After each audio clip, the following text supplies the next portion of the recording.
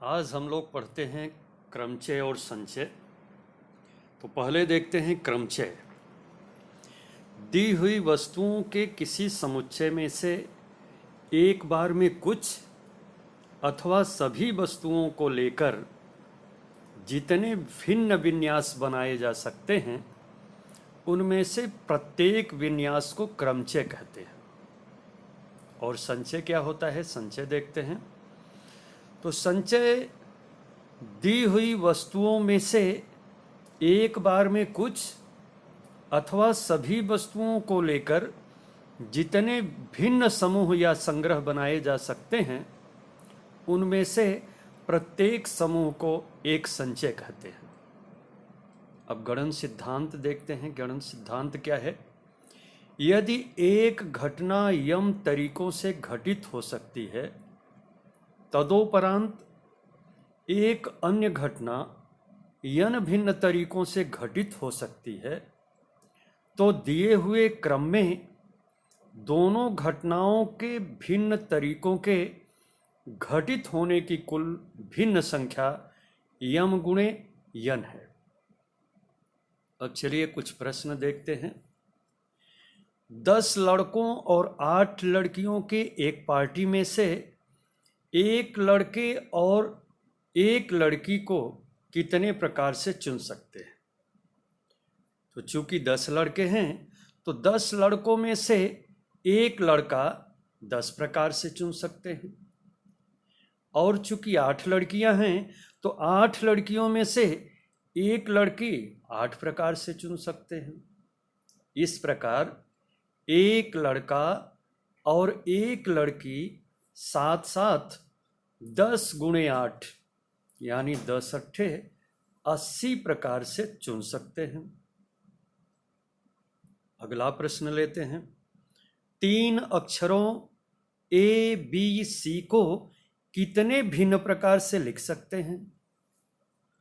3 अक्षरों A B C को लिखने में यदि क्रम कोई भी रहे तो पहला स्थान 3 तरीकों से भरा जा सकता है। चूंकि 3 स्थान भरने हैं तो पहला स्थान 3 तरीकों से भरा जा सकता है। उसमें या तो हम ए लिख सकते हैं या बी लिख सकते हैं या सी लिख सकते हैं, इसलिए पहला स्थान 3 तरीकों से भरा जा सकता है। और दूसरा स्थान, चूंकि पहले स्थान पर एक अक्षर भरा जा चुका है तो शेष 2 अक्षर बचते हैं, यानी दूसरा स्थान 3 ऋण 1 अर्थात 2 तरीकों से भरा जा सकता है। और चूंकि 2 स्थान पर 2 अक्षर भरे जा चुके हैं इसलिए तीसरे स्थान के लिए केवल 1 अक्षर बचता है, यानी तीसरा स्थान 2 ऋण 1 अर्थात 1 तरीके से भरा जा सकता है। अतः 3 अक्षरों ए बी सी को लिखने के विभिन्न तरीके बराबर 3 गुणे 2 गुणे 1 यानी 3 दूनी 6 और 6 एकम 6 तो बराबर 6 हो गया। अगला प्रश्न। 3 व्यक्ति 4 कुर्सियों पर कितने प्रकार से बैठ सकते हैं? तो पहला व्यक्ति 4 कुर्सियों पर 4 प्रकार से बैठ सकता है। अब एक व्यक्ति द्वारा एक कुर्सी भर जाती है, अब शेष 3 कुर्सियां बचती हैं। तब दूसरा व्यक्ति 4 ऋण 1, चूंकि ये कम हो जाएगी तो 4 ऋण 1 बराबर 3 कुर्सियों पर 3 प्रकार से बैठ सकता है।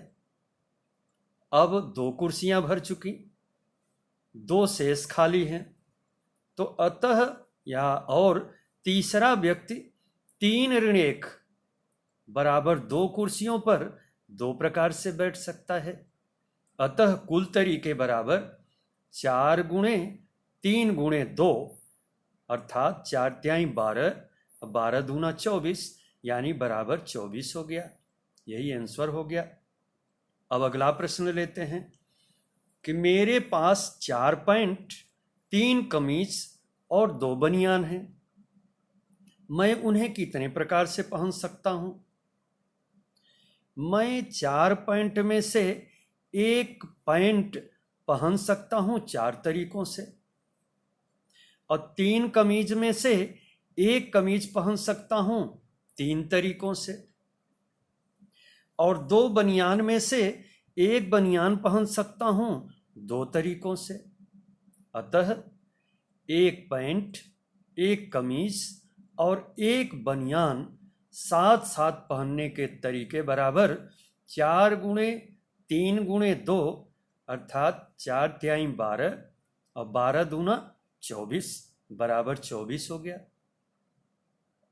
अगला प्रश्न, शब्द करेस के अक्षरों में से एक स्वर और एक व्यंजन कितने तरीके से चुन सकते हैं?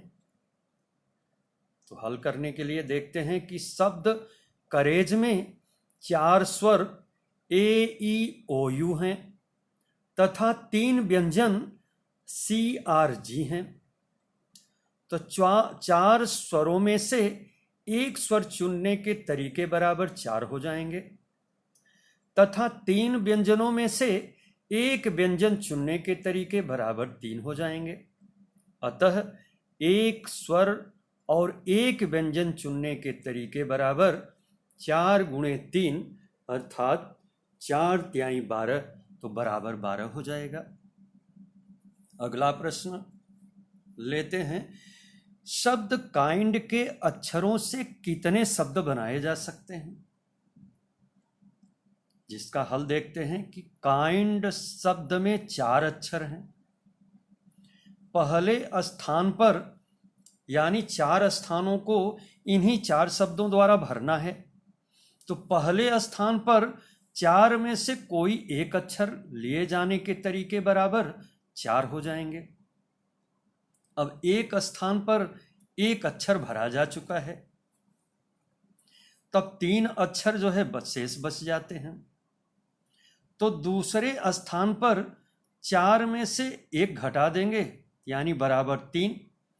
3 में से कोई एक अक्षर लिए जाने के तरीके 3 हो जाएंगे। अब 2 अक्षर प्रयुक्त हो गए, 2 स्थान में 2 अक्षर प्रयुक्त हो गए, अब शेष 2 अक्षर और बचते हैं। अतः तीसरे स्थान पर 3 ऋण 2 अर्थात 2 में से कोई एक अक्षर लिए जाने के तरीके बराबर 2 हो जाते हैं। अब 3 स्थानों में 3 अक्षर भरे जा चुके हैं, एक अक्षर और बच जाता है। अतः चौथे स्थान पर 2 ऋण 1 अर्थात 1 में से कोई एक अक्षर लिए जाने के तरीके बराबर 1 हो जाता है। अतः काइंड शब्द के अक्षरों से बनाए गए कुल शब्द बराबर 4 गुणे 3 गुणे 2 गुणे 1 अर्थात 4 तिहाई 12, 12 दूना 24 और 24 से कम 24 हुआ तो बराबर 24 हुआ। अगला प्रश्न देखते हैं, अंकों 1 2 3 4 5 से कितनी 2 अंकीय सम संख्याएं बन सकती हैं यदि अंकों की पुनरावृत्ति की जा सकती है? तो संख्याओं को बनाने के तरीके 2 रिक्त स्थानों को उत्तरोत्तर उचित प्रकार से भरने के तरीकों की संख्या के बराबर है। अब यहाँ इकाई स्थान को भरने के लिए केवल 2 विकल्प हैं। चूंकि इकाई स्थान पर सम संख्या ही भरा जाना है, अतः अंक 2 या 4 द्वारा इकाई स्थान भरा जा सकता है। यानी इकाई स्थान को भरने के लिए 2 तरीके हैं, यानी 2 तरीकों से भरा जा सकता है। इसके पश्चात दहाई स्थान को 5 अंकों में से किसी एक अंक से भरा जा सकता है। क्योंकि अंकों की पुनरावृत्ति की जा सकती है, इसलिए सभी 5 अंकों के द्वारा दहाई अंक को भरा जा सकता है। अतः इनके 5 विकल्प हैं। अतः गणन सिद्धांत द्वारा 2 अंकों वाली सम संख्या की अभीष्ट संख्या बराबर 2 गुणे 5 होगा, और 2 गुणे 5 यानी 2 पंचे 10, तो इसका उत्तर 10 हो गया। अब आगे है क्रमित गुणन संकेतन, क्रम गुणित संकेतन यानी फैक्टोरियल नोटेशन। संकेतन फैक्टोरियल n प्रथम n प्राकृत संख्याओं के गुणनफल को व्यक्त करता है, अर्थात 1 गुणे 2 गुणे 3 गुणे 4 गुणे एंड सो ऑन n-1 गुणे n को फैक्टोरियल n द्वारा निरूपित किया जाता है। अर्थात factorial n is equal to 1 गुणे 2 गुणे 3 गुणे 4 गुणे एंड सो ऑन n-1 गुणे n द्वारा प्रदर्शित किया जाता है। तदनुसार फैक्टोरियल 1 बराबर 1 लिखा जा सकता है, फैक्टोरियल 2 बराबर 1 गुणे 2 लिखा जा सकता है, फैक्टोरियल 3 बराबर 1 गुणे 2 गुणे 3 और फैक्टोरियल 4 बराबर 1 गुणे 2 गुणे 3 गुणे 4 और फैक्टोरियल 5 बराबर 1 गुणे 2 गुणे 3 गुणे 4 गुणे 5 इत्यादि। अब इसी पर आधारित कुछ प्रश्न देखते हैं। मान निकालिए फैक्टोरियल 5, दूसरा फैक्टोरियल 7 और तीसरा है फैक्टोरियल 7 ऋण फैक्टोरियल 5। अब हल देखते हैं। पहला पार्ट है फैक्टोरियल 5।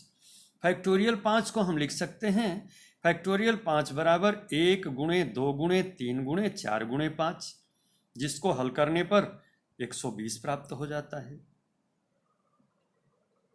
अब दूसरा पार्ट है फैक्टोरियल 7। फैक्टोरियल 7 बराबर लिख सकते हैं 1 गुणे 2 गुणे 3 गुणे 4 गुणे 5 गुणे 6 गुणे 7, जिसका मान बराबर 5040 होता है। अब तीसरा पार्ट है फैक्टोरियल 7 ऋण फैक्टोरियल 5 बराबर फैक्टोरियल 7 चूंकि अभी ज्ञात कर चुके हैं 5040 होता है और फैक्टोरियल 5 भी ज्ञात कर चुके हैं, इसका मान 120 होता है। तो हम लिख सकते हैं बराबर 5040 ऋण 120, जिसे हल करने पर मिलता है बराबर 4920। अब अगला प्रश्न देखते हैं। मान निकालिए फर्स्ट में फैक्टोरियल 8 और सेकंड में दिया है फैक्टोरियल 4 ऋण फैक्टोरियल 3। अब जिसको हल करते हैं, पहला है फैक्टोरियल 8। फैक्टोरियल 8 को हम लिख सकते हैं 1 गुणे 2 गुणे 3 गुणे 4 गुणे 5 गुणे 6 गुणे 7 गुणे 8 और जिसका मान होता है 40320। दूसरा है फैक्टोरियल 4 ऋण फैक्टोरियल 3, जिसको हम लिख सकते हैं फैक्टोरियल 4 के स्थान पर 1 गुणे 2 गुणे 3 गुणे 4 ऋण फैक्टोरियल 3 के स्थान पर लिख सकते हैं 1 गुणे 2 गुणे 3, जिसे सरल करने पर मिलता है 24 ऋण 6 बराबर 18। अगला प्रश्न लेते हैं। परिकलन कीजिए कि फैक्टोरियल 7 बटे फैक्टोरियल 5 और दूसरा फैक्टोरियल 12 बटे फैक्टोरियल 10 गुणे फैक्टोरियल 2। तो पहले लेते हैं फर्स्ट पार्ट को। फर्स्ट पार्ट है फैक्टोरियल 7 बटे फैक्टोरियल 5 बराबर, जिसको हम लिख सकते हैं 7 गुणे 6 गुणे फैक्टोरियल 5 बटे फैक्टोरियल 5। फैक्टोरियल 5 अंश और हर से कैंसिल होता है, तब बचता है 7 गुणे 6 और 7 छंग 42, तो बराबर 42 हो गया। सेकंड पार्ट हल करते हैं तो सेकंड पार्ट में है फैक्टोरियल 12 बटे फैक्टोरियल 10 गुणे फैक्टोरियल 2 बराबर, इसको लिख सकते हैं 12 गुणे 11 गुणे फैक्टोरियल 10 बटे फैक्टोरियल 10 गुणे फैक्टोरियल 2। फैक्टोरियल 10 अंश और हर से कैंसिल हो जाता है, तो बराबर हुआ 6 गुणे 11 और 11 छक्का 66। इस तरह से ये सॉल्व हो गया। अब अगला प्रश्न है, यदि 1 बटे फैक्टोरियल 8 धन 1 बटे फैक्टोरियल 9 बराबर x बटे फैक्टोरियल 10, तो x ज्ञात कीजिए। जिसको हम हल करते हैं तो लिख सकते हैं कि 1 बटे फैक्टोरियल 8 धन 1 बटे 9 गुणे फैक्टोरियल 8 बराबर x बटे 10 गुणे 9 गुणे फैक्टोरियल 8। अब बाएं पक्ष से 1 बटे फैक्टोरियल 8 कॉमन ले लेते हैं तो बचता है 1 + 1 बटे 9, जिसे कोष्टक में लिखते हैं, यानी 1 बटे फैक्टोरियल 8 कोष्टक में 1 धन 1/9 बराबर यक्स बटे 10 गुणे 9 गुणे 1/8 लिख देते हैं। अब 1/8 दोनों पक्षों से कैंसिल हो जाता है, तो बाएं पक्ष से बचा 1 धन 1/9 और दाहिने पक्ष से बचता है यक्स बटे 10 गुणे 9, जिसे सरल करने पर हम लिख सकते हैं 10/9 बराबर यक्स बटे 10 गुणे 9, जिसे सरल करने पर यक्स बराबर 10 गुणे 10 प्राप्त हो जाता है और यक्स बराबर 10 तो यक्स का मान 100 प्राप्त हो जाता है। अब आज इतना ही, शेष धन्यवाद।